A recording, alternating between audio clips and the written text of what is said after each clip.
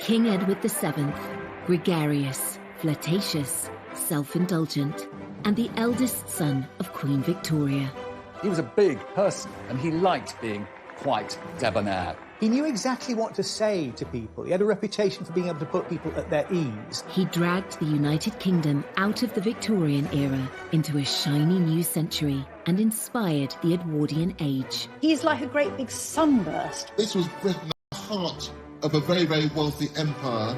The Edwardians enjoyed a golden era.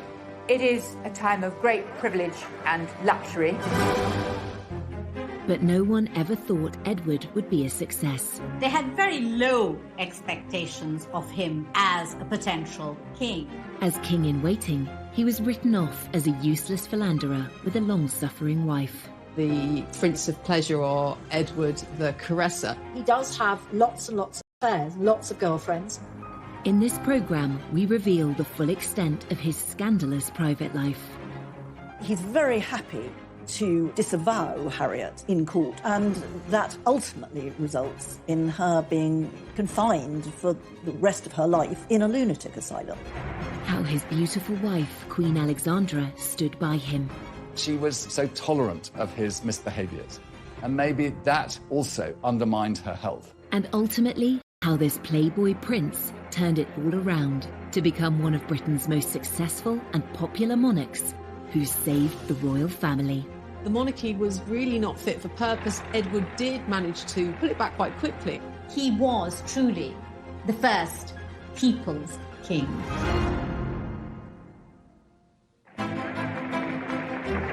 London, the 9th of August, 1902. Coronation Day for the new King Edward VII.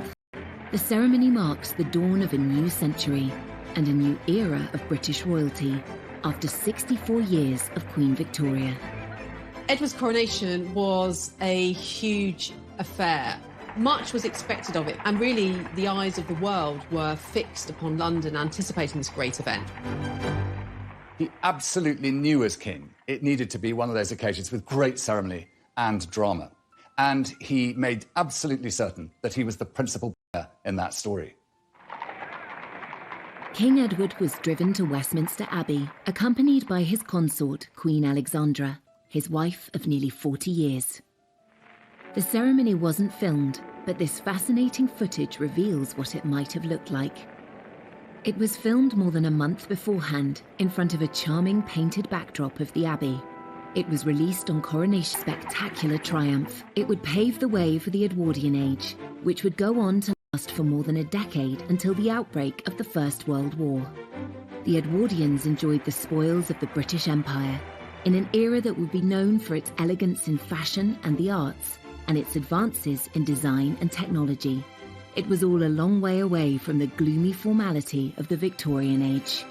It's ceasing to be the sort of horse-drawn, slow society. It's becoming the fast transit modern society with developments in transport, telecommunications, assembly lines are coming in. So this is becoming a recognisably modern society. And for the upper classes, I think you could probably say they never had it so good.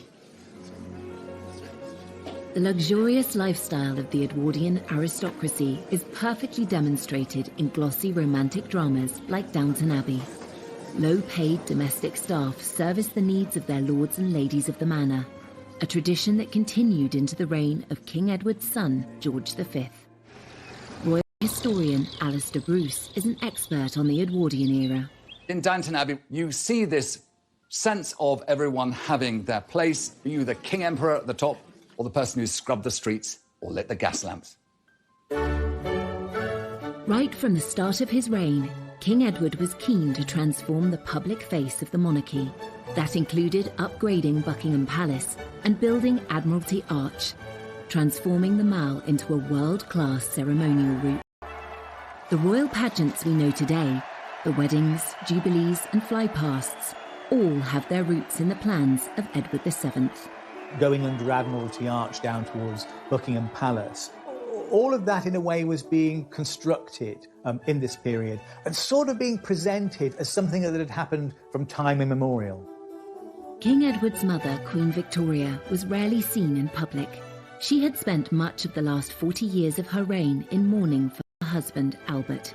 Now, Edward wanted to put on a show. And this era is at the beginnings of celebrity, and he's right at the heart of this very sort of glamorous world. He goes to the theatre, you know, the West End becomes this very glamorous thing, and Edward is sort of King Edward VII, gregarious, flirtatious, self-indulgent, and the eldest son of Queen Victoria. He was a big person, and he liked being quite debonair. He knew exactly what to say to people. He had a reputation for being able to put people at their ease. He dragged the United Kingdom out of the Victorian era into a shiny new century and inspired the Edwardian age. He's like a great big sunburst. This was Britain at the heart of a very, very wealthy empire. The Edwardians enjoyed a golden era. It is a time of great privilege and luxury. But no one ever thought Edward would be a success. They had very low expectations of him as a potential king. As king in waiting, he was written off as a useless philanderer with a long-suffering wife.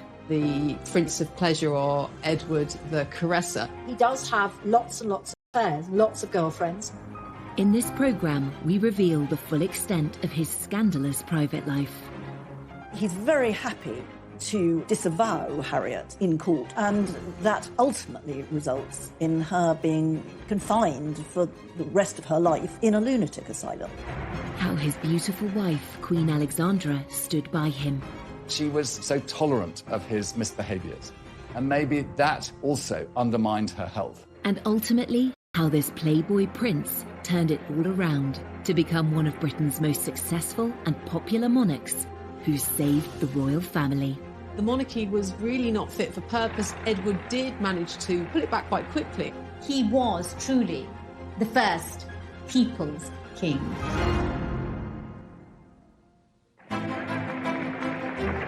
London, the 9th of August, 1902. Coronation Day for the new King Edward VII. The ceremony marks the dawn of a new century and a new era of British royalty after 64 years of Queen Victoria. Edward's coronation was a huge affair. Much was expected of it, and really the eyes of the world were fixed upon London, anticipating this great event. He absolutely knew as king it needed to be one of those occasions with great ceremony and drama. And he made absolutely certain that he was the principal player in that story. King Edward was driven to Westminster Abbey, accompanied by his consort, Queen Alexandra, his wife of nearly 40 years. The ceremony wasn't filmed, but this fascinating footage reveals what it might have looked like. It was filmed more than a month beforehand in front of a charming painted backdrop of the Abbey. It was released on Coronation's spectacular triumph. It would pave the way for the Edwardian age, which would go on to last for more than a decade until the outbreak of the First World War. The Edwardians enjoyed the spoils of the British Empire in an era that would be known for its elegance in fashion and the arts, and its advances in design and technology. It was all a long way away from the gloomy formality of the Victorian age. It's ceasing to be the sort of horse-drawn, slow society. It's becoming the fast transit modern society with developments in transport, telecommunications, assembly lines are coming in. So this is becoming a recognisably modern society. And for the upper classes, I think you could probably say they never had it so good. The luxurious lifestyle of the Edwardian aristocracy is perfectly demonstrated in glossy romantic dramas like Downton Abbey. Low-paid domestic staff service the needs of their lords and ladies of the manor, a tradition that continued into the reign of King Edward's son, George V. Royal historian Alistair Bruce is an expert on the Edwardian era. In Downton Abbey, you see this sense of everyone having their place, be you the King Emperor at the top, or the person who scrubbed the streets or lit the gas lamps. Right from the start of his reign, King Edward was keen to transform the public face of the monarchy. That included upgrading Buckingham Palace and building Admiralty Arch, transforming the Mall into a world-class ceremonial route. The royal pageants we know today, the weddings, jubilees and flypasts, all have their roots in the plans of Edward VII. Going under Admiralty Arch down towards Buckingham Palace, All of that, in a way, was being constructed in this period and sort of being presented as something that had happened from time immemorial. King Edward's mother, Queen Victoria, was rarely seen in public. She had spent much of the last 40 years of her reign in mourning for her husband, Albert. Now, Edward wanted to put on a show. And this era is at the beginnings of celebrity, and he's right at the heart of this very sort of glamorous world. He goes to the theatre, the West End becomes this very glamorous thing. And Edward is sort of touching all these different bits because he's very much a man about town. He just never stopped eating, drinking, and smoking cigars. And I think with his top hat at its jaunty angle, he represented the very embodiment of the age that took his name. Edward VII became a hugely popular monarch, but at the start of his reign, no one took him very seriously at all. He was thought to be a prince of pleasure, with little experience of state responsibilities. There were reservations among some that really this was an intellectual. He was a kind of good time boy. He could take people out. He would entertain them at banquets. He knew exactly what to say to people. There were all these sort of rumours that surrounded the new king, and Kipling, the writer, called him a corpulent voluptuary. He had a reputation as a playboy, as a womanizer. Henry James, the great American writer who lived in Britain, called him the arch-vulgarian. The womanizing king had had several high-profile relationships outside his marriage, pushing against the accepted boundaries of the time. And one of these relationships would end in a very public and scandalous trial that had the nation gripped. Lady Mordaunt was sectioned, effectively. She was declared mad. Her own family say, oh, she's mad, and they put her in a loony bin.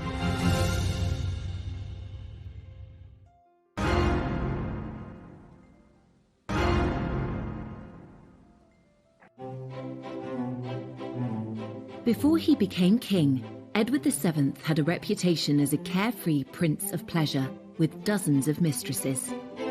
Known to his family and friends as Bertie, his first encounters with women took place when he was just 19, at a time when Queen Victoria and Prince Albert kept the life of their son and heir under strict control. Throughout time, human beings will find their sexual expression, and that was no different for aristocrats and even princes of the royal blood. And yet, for Bertie, it was difficult because he had parents who established such strong moral codes into which he was actually a prisoner. His mother, Queen Victoria, despaired of Bertie's potential as heir to the throne. He was, to her, really a massive letdown, certainly compared to his father, Albert. And Edward really turned his attention away from the schoolroom and instead lived a life of pleasure. At the age of 19, in a break from his studies at Cambridge, Bertie was sent to train with the Grenadier Guards in Ireland. The Queen thought this might knock a sense of duty into him. Bertie, in the eyes of his family, makes his first really big mistake in 1861. He's living at an army camp in the Curragh in Ireland. A kind of sexual prank takes place in that some of his fellow officers invite this woman, Nellie Clifton, the woman of easy virtue, and he goes in and he finds her in his camp bed, and he's very keen on this. And I remember when I was researching this and looking at Bertie's diaries, there's an entry around this time at which he says, NC first time, NC is Nellie Clifton, NC second time, NC third time. There was absolutely no question that the young prince slept with Nellie Clifton. But this was something that was complete. It was only natural that his fellow brother officers would give him the chance to discover his sexual identity too. And what human being of that generation, given that huge opportunity in relation to the prison he'd lived in, would turn it down? When Victoria and Albert found out, they were appalled and urged Bertie not to be tempted by women. They were also trying to arrange his marriage to Princess Alexandra of Denmark. Albert dreaded the effect of what he called Bertie's fall from grace on their wedding plans. With this incident, it was his great worry that the future king of Denmark would not allow his daughter, Princess Alexandra, to marry a broken prince. Albert needn't have worried. Bertie's engagement to Alex went ahead without difficulty. Living in different countries meant they barely got to know each other before their marriage. And they met for the first time in the Cathedral of Speyer near Heidelberg. They got on very well. But of course, the wedding itself had to wait several years because she was young. Alex was 16 at the time, the sweet-natured oldest child of Prince Christian of Denmark. She was famously gorgeous. She was very lively. She wasn't particularly bright or well-educated, but she loved having a good time, and she rode a horse beautifully. She was a lot of fun to be with. They married 2 years later in 1863 and were very much in love. Bertie was faithful to Alex at the start, and she had no idea he had a roving eye. But he was soon meeting other women, at first out of her sight in the brothels of Paris. He does have lots and lots of affairs, lots of girlfriends. Even after he gets married, he had a tremendous reputation in Paris for visiting brothels and going to the theatre and having affairs with opera singers and actresses. In Bertie's social circle, adultery was really a sort of recognised sport. Bertie may have thought, well, you know, they're all at it, why on earth shouldn't I? Bertie's adventures in Paris began in 1864 when he was 23, just a year after his marriage to Alex. We know that he went to a very classy brothel called Le Chabonnet. Our knowledge about this mainly comes from later years, when the fixtures and fittings of this very fancy brothel were sold off, and certain kind of objects become associated with Bertie. The prince is said to have used this chair to entertain 2 women at once. This is a kind of 2-level construction. It has a kind of a platform at the top and a platform at the bottom, and it has handles. And it's quite hard, to be absolutely frank, to work out quite what you would do on this. It's believed Bertie also enjoyed the use of this silver swan Filled with champagne to entertain his ladies. Bathing in champagne seems a bit like the idea is probably better than the execution. Bertie may have pulled off these escapades in France without the knowledge of his wife or his controlling mother, but he had other relationships closer to home, which soon came to their attention. It's very hard to know how many mistresses Bertie had. There's hardly any letters, any correspondence from women is preserved in Bertie's papers. And this makes it very difficult to trace the exact nature of his relationships with all the women who were named. Bertie's favourite women came from aristocratic and celebrity backgrounds. He would meet them at society dinners, dances, and even at the theatre. We know he had very much a soft spot for Wagner, but we also know that he liked a more kind of rumbustious sort of theatre, the sort of theatre in which people showed their legs.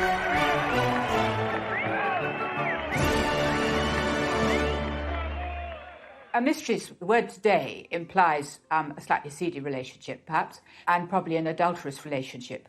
For Edward VII, I think he thought these relationships were sort of what he deserved to have as prince. One of Bertie's best-known lady friends was Lily Langtry. He met her at a dinner party in 1877 when he was 35 and she was 23. She launched her acting career off the back of her friendship with Bertie. Lily Langtry was this married woman from Jersey whose father was a cleric. She arrived in London with her husband and very soon seemed to have charmed all of London society, including the Prince of Wales, who couldn't get enough of her. He showered her with very expensive gifts. They went to a party on board a ship, and the captain, for a joke, filled the cabins with laughing gas. And you can imagine that was a rather riotous occasion. When Lily wrote her memoirs, she played up her role as a royal mistress. But Bertie's surviving letters and diaries offer no evidence of a physical relationship. Really, a break came between them when she put a spoonful of strawberry ice down the back of his neck in public. And that was a line that she crossed, and the relationship really cooled after that. Lily had affairs with other young aristocrats and gave birth to a baby daughter outside her marriage. Bertie was quick to distance himself from Lily, but his intimate relationships with other women showed no signs of slowing down. His 30-year friendship with Lady Jennifer Churchill, the mother of Winston Churchill, started because Bertie was friends with her husband, Lord Randolph. One of the few relationships that's quite well documented, his letters to her survive because she'd come to luncheon. Very often there's a lot of sort of endearments, but it doesn't mean that this was a sexual relationship. In her lifetime, Jenny Churchill was rumoured to have slept with 200 men, but there is no hard evidence that Bertie was one of them. Winston Churchill is said to have asked her whether she thought she might be in with the chance of becoming the First Lady of the Bedchamber. The once close friendship between Bertie and Lord Randolph Churchill suffered. One of the tensions in the relationship between Lord Randolph Churchill and Bertie was, of course, the fact that Bertie had this long-standing flirtatious relationship with Lord Randolph's wife. When Lord Randolph died of syphilis in 1895, Jenny sought advice in arranging his funeral. Among those she turned to was Bertie's wife, Princess Alexandra. Some of Bertie's mistresses were not unknown to Alexandra. They were from their mutual social circle. So Jenny Churchill did consult with Alexandra. This was about protocol, but it certainly shows this extraordinary attention at this time for preserving appearances. The minute there was, say, a court case because of a divorce, that led to, serious shutdown. But if it was sort of people were discreet, they could behave in quite an immoral way. One of Bertie's female friendships did lead to a divorce case and a serious scandal. It had begun in 1867 when he started calling on Lady Harriet Mordaunt. Her sisters were friends of Bertie's. Harriet Mordaunt was a young woman who was married off to Sir Charles Mordaunt, a rich aristocrat. Harriet was 20 and 12 years younger than her husband. When he went abroad on a fishing holiday, Bertie visited her in the country and watched her riding her 2 new white ponies. But Sir Charles came home early and found them together. Historian Anne Somerset is one of Harriet's descendants. He flew into a terrible rage, and the Prince of Wales made himself scarce. Sir Charles had the ponies dragged before Harriet, and the ponies were shot before her eyes. Worse was to come 8 months later, when Harriet gave birth to her daughter Violet. The premature baby made Harriet panic.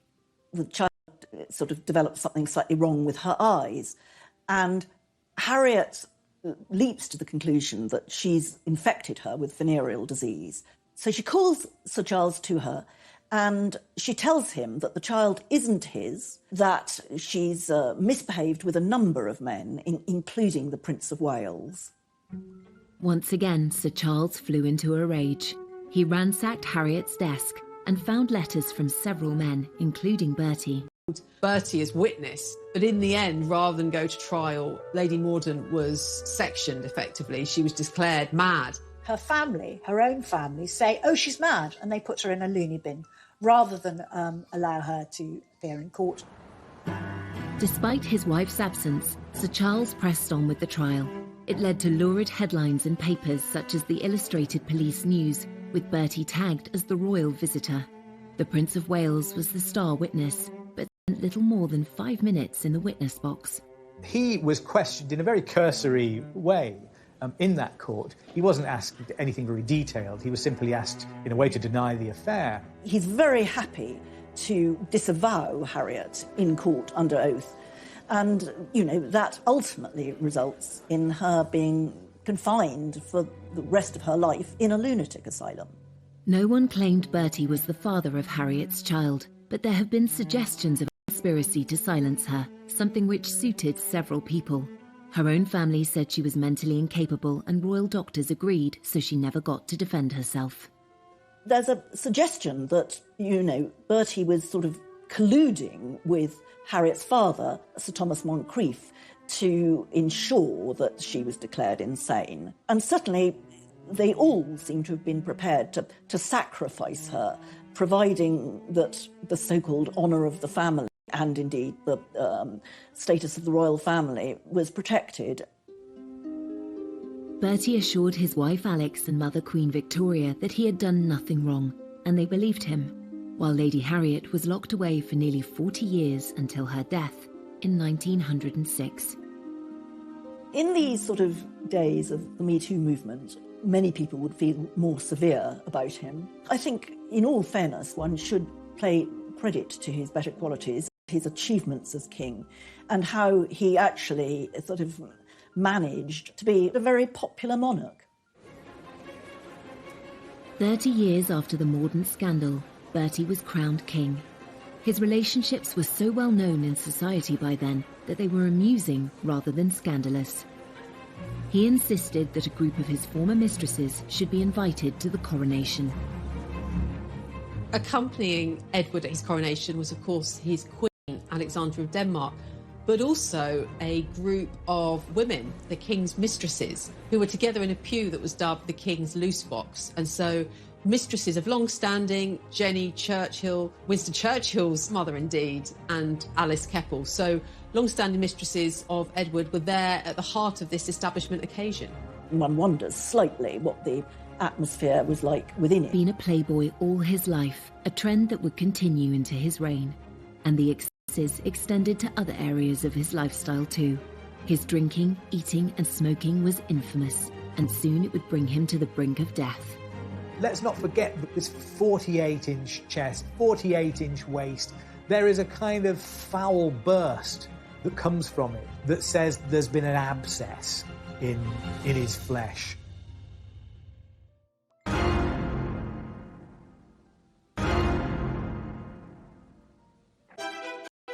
Edward VII spent more than 2/3 of his life with Alexandra of Denmark, his wife and queen consort. At the age of 18, Alex took part in an arranged marriage with the rebellious and hedonistic Prince Edward, who had grown up starved of affection by his strict parents. I think it's quite clear that Bertie turned out the way he did because he felt neglected and unloved at home. He had so little love in his family that he went out of his way to find affection outside. Alex tried her utmost to be the love of Bertie's life, but when he needed more than she could provide, Alex found ingenious ways to ease the heartache it caused her. There's something about the nature of that marriage that in part explains why he was never faithful to her, because it was one that was in essence imposed upon him. But it was advertised as a love match. Alex was 3 years younger than Bertie. He first saw her photo in 1861 when she was 16. Her father, Prince Christian, was heir to the throne of Denmark. They lived in a palace in Copenhagen. Alexandra made her own clothes as a child. She shared a bedroom with her sister into her teens. There are stories about her recycling her clothes as furniture covers. Can't really imagine Queen Victoria doing that. They were very fond of each other, and they were also very active. Alexandra's father made them all do kind of, I think, what you call calisthenics now. You know, they had to kind of go outside and jump and do star jumps. Bertie and Alex's wedding took place under a cloud. His father Albert had died and Queen Victoria was in mourning. She insisted the ceremony should take place in Windsor. Queen Victoria thoroughly approved of Princess Alexandra, and indeed, to a certain extent, had sort of hustled Bertie into proposing to her. But she didn't want it to be forgotten that she was this grieving widow still in the throes of terrible unhappiness at having lost Albert. The newspapers were very critical of Victoria's decision. In an obscure Berkshire village, which only had an old castle and very poor sanitary arrangements.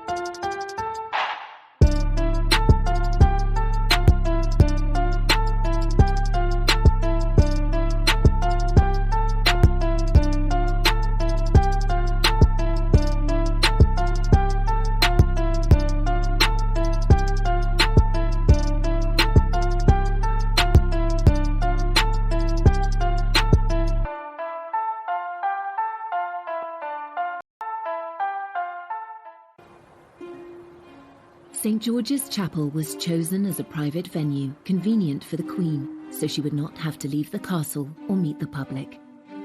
Victoria sent word that the guests and bridal party should dress in colours of mourning. At least Alex was allowed to wear white. There's a great painting by Frith in which you see the married couple, and then above there's a sort of box in the wall where the Queen stands and all the light is on the Queen. The Queen's grief also taints the wedding photographs. She insisted that a bust of Albert should join them while she sat between the married couple. Albert has to be brought into the photograph. It's like a kind of Weekend at Bernie's thing, isn't it? His corpse is almost in that photograph with them. Having cast a shadow over Bertie and Alex's wedding, the Queen would exert a similar controlling grip over their marriage. Though he loved his mother and wanted to please her, Bertie struggled to find a role for himself. She tries very hard to stop them from having dinner parties and tells them they shouldn't be going out, and that when Alexandra has her period, Queen Victoria wants to know about it and she shouldn't be going out.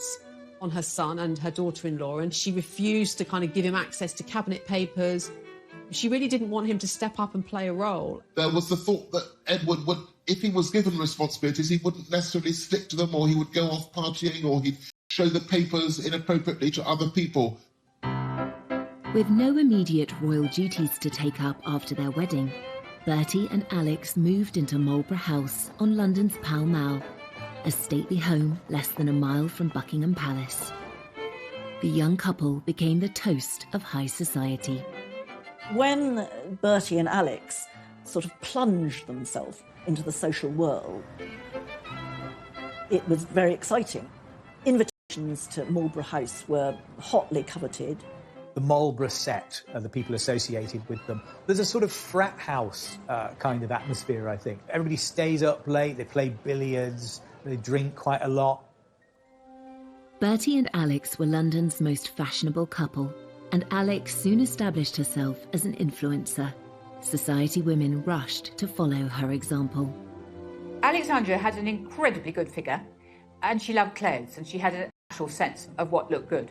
She popularised jewelled chokers or multiple strings of pearls or diamonds, but actually that was to hide a scar on her neck. But she looked so attractive that other ladies adopted the whole fashion, and that became all the rage. Alex also had a positive influence on the reputation of the royal family. She was a person who worked through persuasion rather than by aggressive argument, but she found ways of making her own way. Alex was soon boosting the royal couple's reputation around the world. When they visited Egypt and Turkey, she was paid a great honour by one of the world's most influential leaders. One of the great powers at the time was the Ottoman Empire. And of course it was Muslim at heart, and the Sultan who ruled it was one who observed all those ancient strictures of his faith. And yet a very special opportunity was given to Alexandra to be his guest for dinner. Now, this was incredibly rare. It was actually unheard of. And yet, because I think she had set such a fine example, she was always so adroit in her behaviour, and she was always so poised, that the Sultan expressed his own affection for the United Kingdom and the power of the British Empire by giving this very single privilege. The Prince and Princess of Wales had 6 children, 5 of whom survived into adulthood. The Queen was determined to watch them all being born, but the last thing Alex wanted was her controlling mother-in-law to show up. This may be nothing more than kind of rude, to kind of wrong foot Victoria, so she wasn't there waiting outside the door to impose herself as each new baby arrived. Alexandra had 3 children in the first 4 years of her marriage. They weren't perfect pregnancies at all. I mean, her first child, Eddie, was 2 months premature, and her third child, Louise, was born when herself was ill. At the time of Princess Louise's birth, Alex was so ill with rheumatoid fever that rumours of her imminent death began to circulate. The Times newspaper had to publish an official denial. The severe pain in her knees and legs meant she could only sleep with the help of opium or laudanum. Alex was also hard of hearing, and her illness made it worse. As Alex grew older, she was almost stone deaf. And she also had a limp, and she was therefore very conscious in public, and she couldn't sort of participate in, you know, in Bertie's vigorous social life of dancing and parties. Alex was determined not to be overwhelmed by her health problems. Once she'd recovered and resumed her role as Bertie's rock, she found ways to create a rewarding social life that meant she could avoid his late nights out. She insisted on dancing. She was a great dancer. She was wonderful at waltzing. And she always danced with what came to be known as the Alexandra glide, which was keeping one leg straight. She developed a limp, but she limped so gracefully that other ladies actually sort of started copying her and affected a slight limp themselves. Alex preferred the quiet life at Sandringham to noisy London society. She loved Bertie, despite his affairs, and grew to accept the life led in London with other women. Bertie couldn't manage without her and always went home to his wife and family. She was looked after by Bertie, and he was a devoted husband and father. It's difficult to know how accepting Alexandra was of Edward's philandering ways, and I think there is evidence to show that she came to a certain level of acceptance. And yet she was so tolerant of his misbehaviours. Maybe that also undermined her health. But together they were a great team. Queen Victoria may have supported Bertie in public, but thought his behaviour was not befitting of a future king. All his life, Bertie was a constant disappointment to his mother, except in the last moment before she died. She seems pleased to see him, and she speaks his name. So that, as far as we know, Bertie is the last word that Victoria spoke. And it's a kind of forgiveness, I think, perhaps, at the end. After nearly 60 years in waiting, Bertie, the Prince of Wales, was now King Edward VII. But his decades of smoking, drinking and overeating were quickly catching up with him. His doctors warned him that without urgent treatment, he might die in the middle of his coronation ceremony. There's a possibility that it's appendicitis, but once Treves cuts into the body, let's not forget this 48-inch chest, 48-inch waist, there is a kind of foul burst that comes from it that says there's been an abscess in his flesh. The nation, indeed the world, held their breath. In the end, the 40-minute procedure was successful. He sat up in bed, he emerged. In a way, this added to the sense of excitement and expectation. The coronation was delayed 2 months to allow him time to recuperate. King Edward VII was determined to drag Britain into the modern age. But not everyone was happy about it. Many British people who were quite restrained saw this old building that they loved turned into something like the interior of a French hotel. And that was probably quite surprising.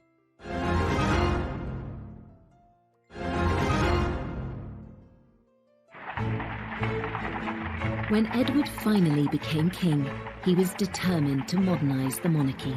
The start of his reign heralded a new era of hope, optimism and creativity.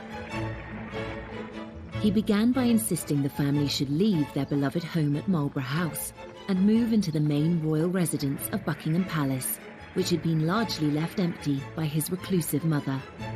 Alexandra was totally against the idea, but Edward said it was essential to make the monarchy more visible. She was desperate. She didn't want to leave at all. And she put up all sorts of reasons why it was impossible for her to uproot herself, and only very reluctantly does she agree to go.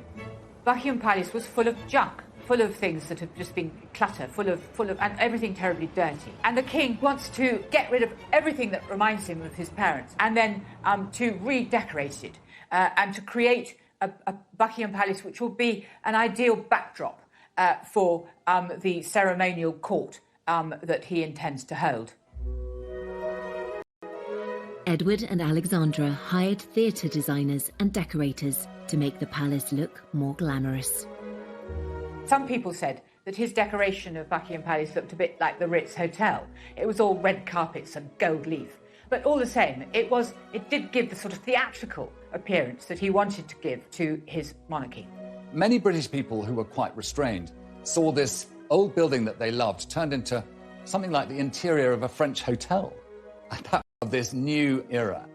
And King Edward VII used Buckingham Palace and all these new ideas to be at the forefront of a new empire and a new way. It really was a case of kind of recharging, rebooting the monarchy. And he really did hit the ground running. And it was about getting rid of the old and bringing in the new in many ways. He immediately shows that he's going to embrace a completely different style of kingship. You know, Queen Victoria had basically hidden herself away for decades, and she very reluctantly came out. He's like a great big sunburst, basically. He is bringing monarchy into the 20th century, and it's going to be visible, and it's going to be glorious and gilded and splendid. This ceremonial side of the monarchy was right at the top of Bertie's agenda. The opening of his first parliament in 1901 was the perfect occasion for him to create a public spectacle. This was a really important act because it marked a real break with what had happened under Queen Victoria. Queen Victoria, particularly in the last 40 years of her reign after Albert's death, very rarely opened Parliament. With Edward, all that changes. He goes to Parliament in a marvellous coach, wonderful horses. He's wearing, you know, all his sort of robes. Alexandra sitting next to him in mourning, but looking absolutely marvellous, as only she could do. When he gets to Parliament, the King reads the speech himself. And this is a very important sign that the monarchy is going to play this very sort of ceremonial position within the Constitution. So here we have him basically saying, you know, it's now different. I am going to be a very present kind of monarch. And yes, of course, he kind of cleared out some of the furnishings of Victoria, who, of course, you know, his mother, she'd been queen for decades. So, you know, there was a lot of stuff to sort out. Totally unlike his excessively private mother, Edward wanted the public to see the changes he was making. Edward VII was perhaps the first monarch to realise the importance of not just doing the job, but being seen to be king, to be constantly in the public view, to be constantly photographed, which was now becoming possible. So his legacy, perhaps, was his understanding of the importance of being a king who could reach out to his people, who could be seen sort of driving in his car through crowds of people, waving and being amongst them. He was very conscious that he must show himself, be accessible to his people, and not hide himself away, as his mother had done all too often.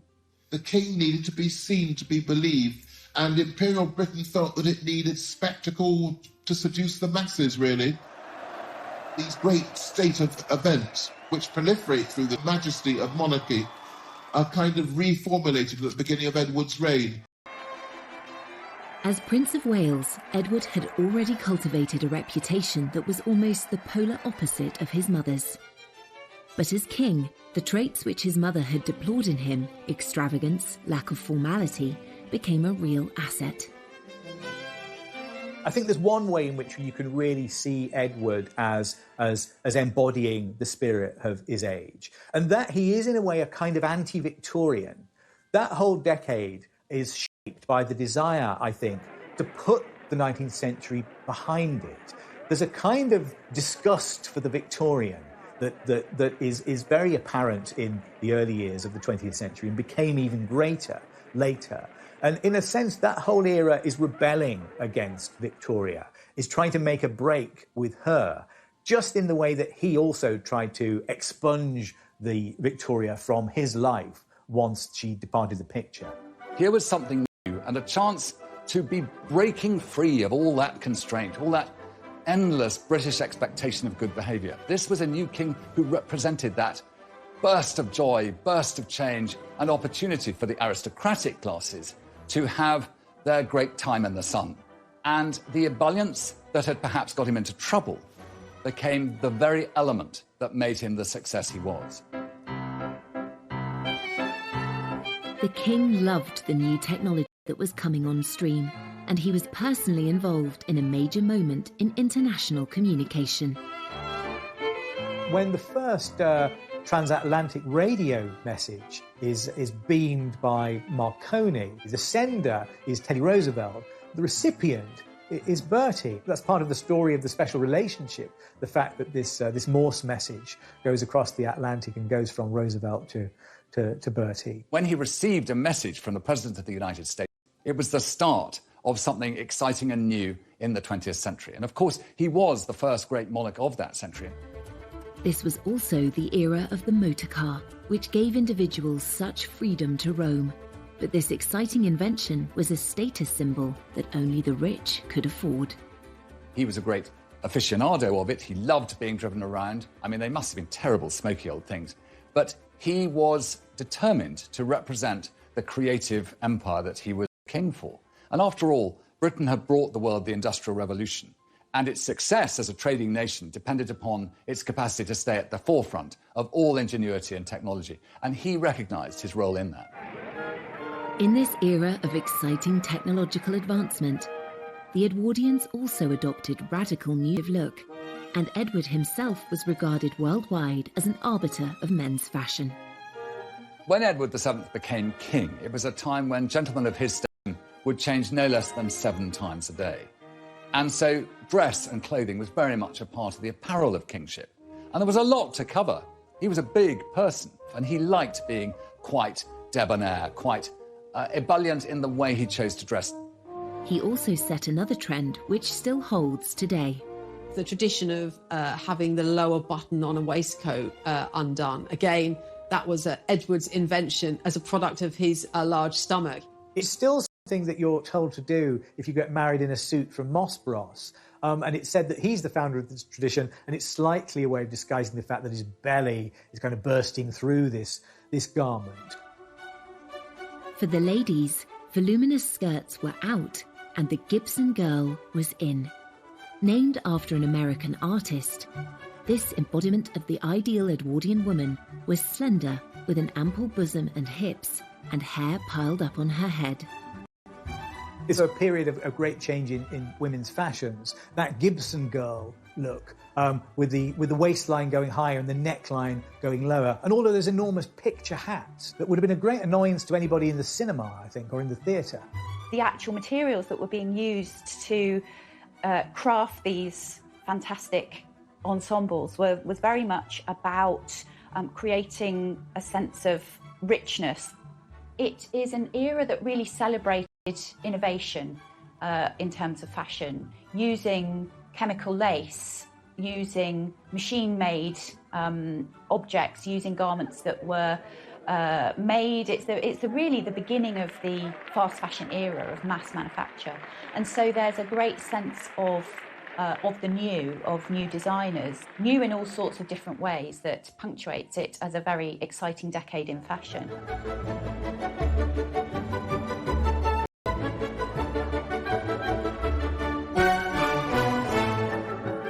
Under the fun-loving king, the leisure and pleasure industries boomed. The Apollo Theatre and the London Hippodrome opened. And another famous landmark, the Ritz Hotel on Piccadilly, which quickly became the ultimate high society destination. The king was a big fan and loyal client of hotelier Cesar Ritz. As these elegant vintage photographs demonstrate, the glitzy new hotel's groundbreaking features included ensuite bathrooms, double glazing, walk-in wardrobes and beds made of brass rather than wood, the definition of luxury. There's also an interesting architectural term here that we can call the Edwardian Baroque. You know, you've got buildings that are on the inside are extremely modern, like the Ritz Hotel, which has a kind of skyscraper structure. It's steel inside there. But the outside of it, you'd think it was, it was something that had dropped down from the Palace of Versailles. It's very ornate, it's gold leaf. When you're walking inside it, it's like a kind of Versailles Hall of Mirrors effect. Everyone hankered for a taste of the high society glamour of Edward's lifestyle. Even if the Ritz was a little beyond their means, they too could enjoy the sophistication of taking afternoon tea at one of the many corner houses, maisons, that sprang up across the country, especially those belonging to the Lyons Corner House chain. Life might have been fine and dandy in Edward's Britain for those who could afford it, but there was a less golden side to the golden era. A huge divide between the haves and have-nots. It's probably too easy to sort of forget about the fact that all sorts of people were actually living in considerable hardship. And in fact, there were very bad class tensions which were intensifying during the reign. Many thousands of men and women were in service at this time. It was a huge employer, but there's no doubt that the hours were long. It was incredibly difficult work. Often the treatment could be very poor. And so life in service really highlighted that distinction between the super rich and those people who were actually providing them with service in the country house setting. The Edwardian era is it's a kind of golden age before the horrors of the First World War. It is a time of great privilege and luxury.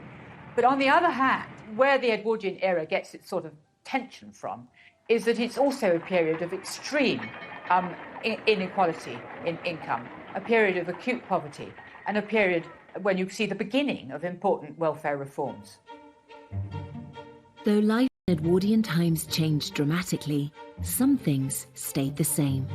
Edward was still seeking companionship from women who were not his wife, and one of them has a direct link to Prince Charles.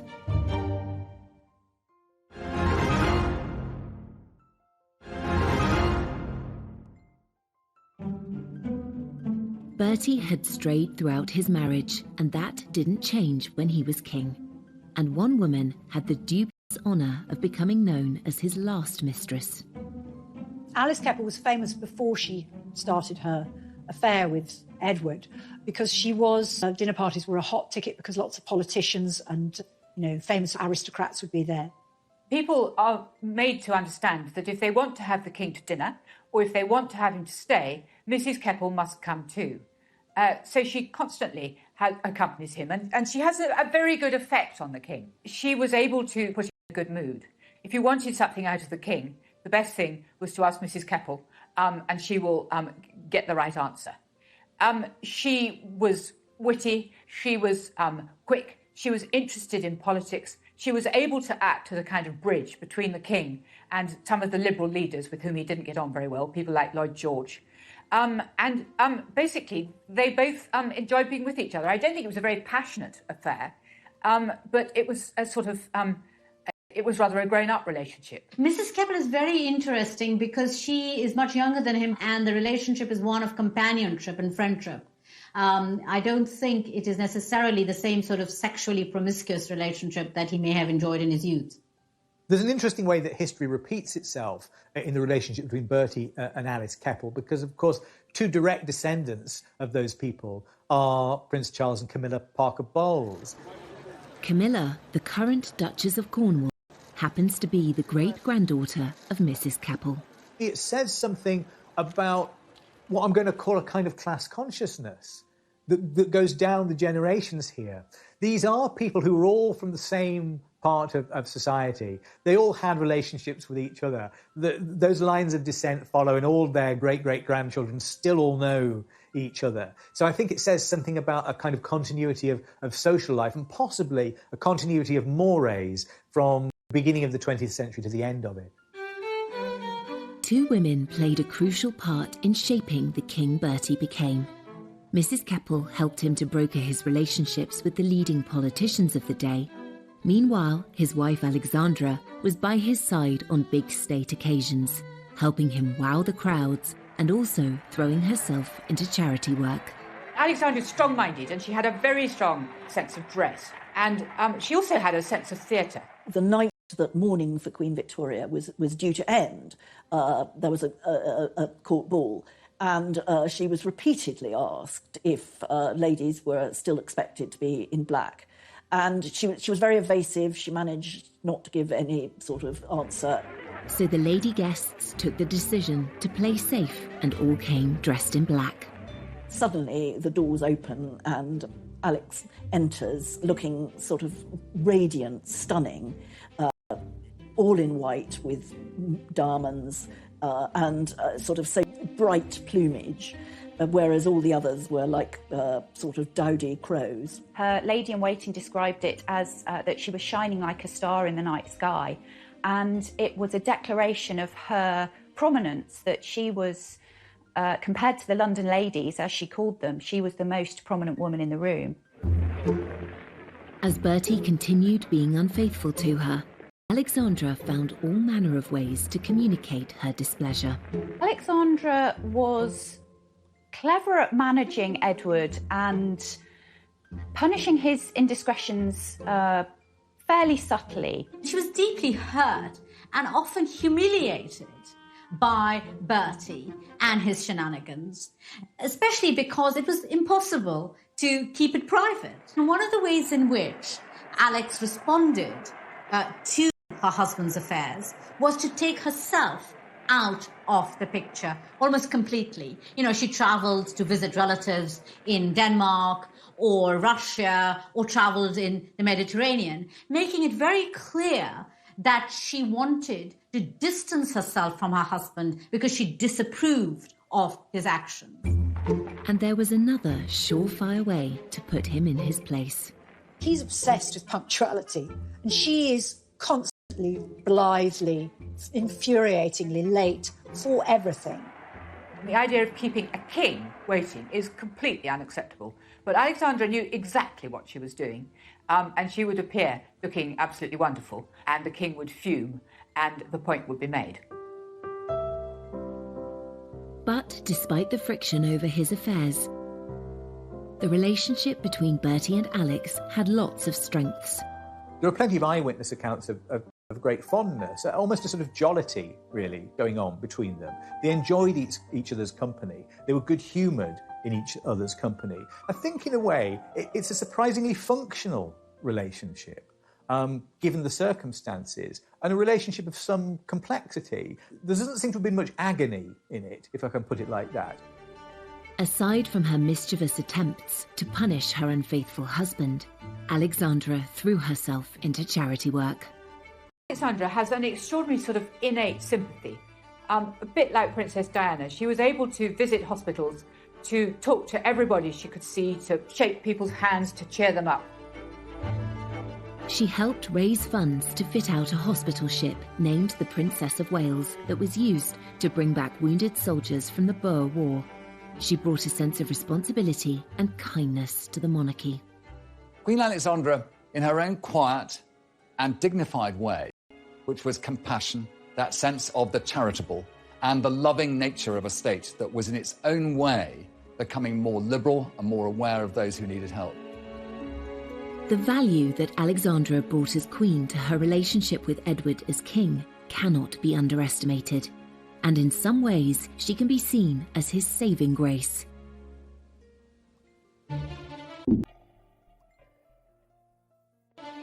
But Edward's excessive eating, drinking and smoking were finally catching up with him. Every larder had been opened to him, every drinks cabinet, and a lifetime of that indulgence was bound to take its course. And his health did decline, and everyone could see it. Queen Alexandra watches this with great sadness. He had achieved so much since he came to the throne, but his reign was about to come to an abrupt end.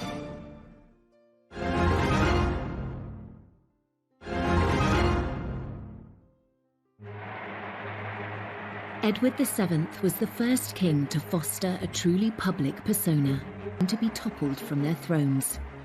After so many years where the Queen just hadn't been visible, and there really was a sort of rising tide of republicanism, it seemed that, you know, the monarchy was really not fit for purpose, it was out of touch, it had lost its way in many ways.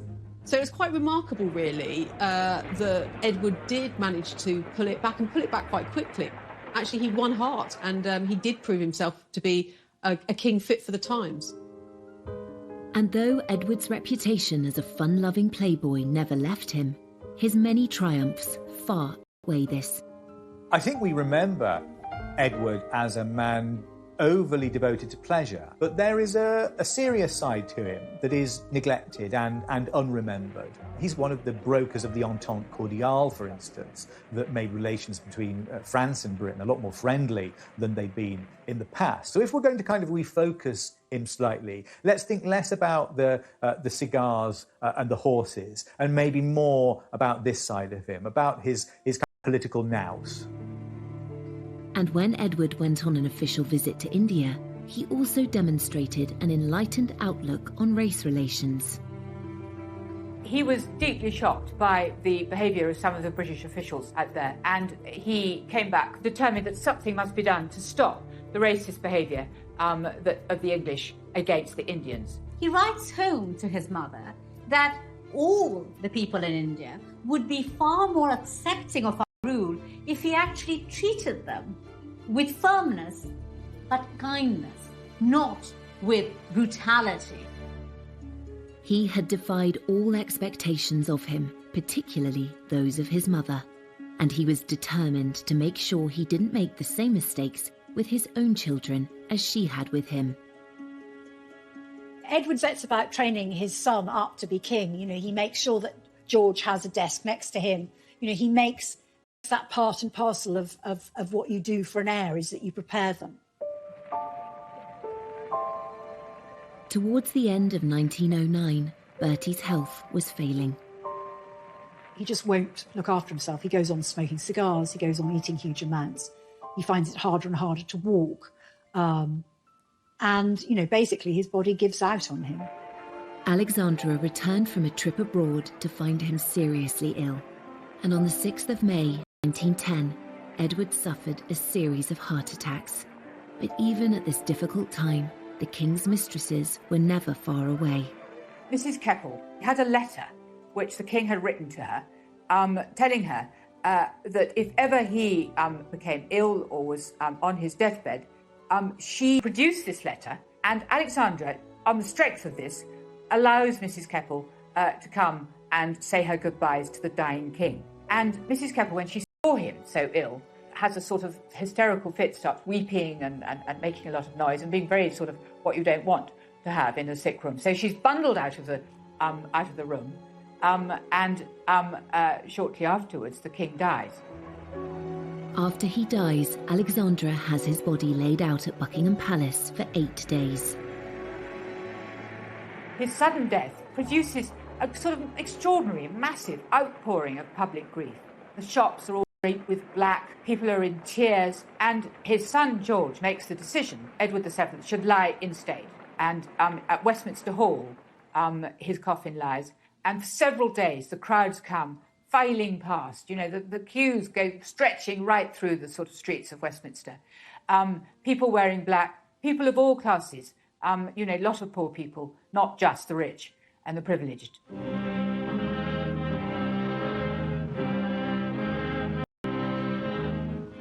Predictions he would be a terrible king had been proved totally wrong. His funeral was held 11 days after his death, and it too drew huge crowds. The funeral of Edward VII is, in a way, it's the biggest production number of his career. It's the climax of it all. He has been the person pushing for this kind of monarchy, this highly ritualized, spectacular version of monarchy, where all its processes are attended by a sense of choreography, a sense of style too, and a sense of the people being involved as spectators and participants. When the crowds cheered him when his cortege passed down the streets of London, they were there out of love. Love for a king that in a very short period of time had managed to establish a relationship with the people that was unprecedented. He was truly the first people's king. I think he's represented the grandfather everybody wanted, and this is what royalty does. It sort of embodies that generational reality that every human being lives. And he was very much a part of a dying age, and with the death of the king, the joy and frivolity that he represented and embodied, I mean literally embodied, was seen to be vulnerable, mortal, and gone. Edward VII is remembered as a wise king and a great sportsman. The Edwardian era, like the Victorian era, has now become a legend. Had managed to create an entirely fresh, new era, one that is still very much remembered and loved today. A lot of people felt a great sense of regret that the reign of Edward VII was cut short. And some people suggested that, you know, if he'd lived, possibly the golden era could have continued. And possibly the First World War could have been avoided. One legacy of his reign was the fact that the monarchy in Britain survived as it did throughout the 20th century, particularly the First World War, when so many other kings fell from their thrones. Edward VII did succeed in reforming and modernising the monarchy, and perhaps more than that, making the monarchy a sort of central to people's sense of being British. He showed how he could play a difficult situation in lots of ways with, the rising tide of political and social reform and the pressures in Europe. He actually played those to his strength and was seen to be a measured, peacemaking, constitutional monarch, actually exactly what was needed at the time.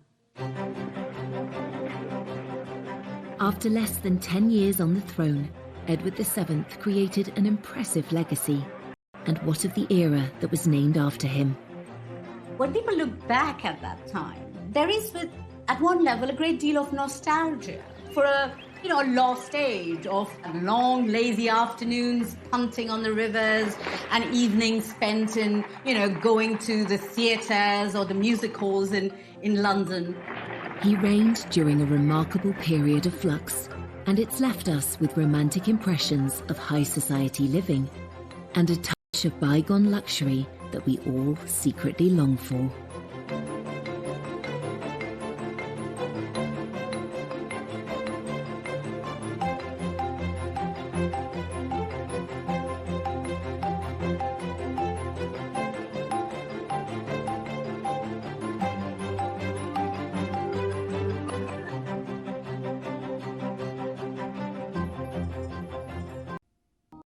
Right from the start of his reign, King Edward was keen to transform the public face of the monarchy. That included upgrading Buckingham Palace and building Admiralty Arch, transforming the Mall into a world-class ceremonial route. The royal pageants we know today, the weddings, jubilees and flypasts, all have their roots in the plans of Edward VII. Going under Admiralty Arch down towards Buckingham Palace, all of that in a way was being constructed in this period and sort of being presented as something that had happened from time immemorial. King Edward's mother, Queen Victoria, was rarely seen in public. She had spent much of the last 40 years of her reign in mourning for her husband, Albert. Now, Edward wanted to put on a show. And this era is at the beginnings of celebrity, and he's right at the heart of this very sort of glamorous world. He goes to the theatre, the West End becomes this very glamorous thing, and Edward is sort of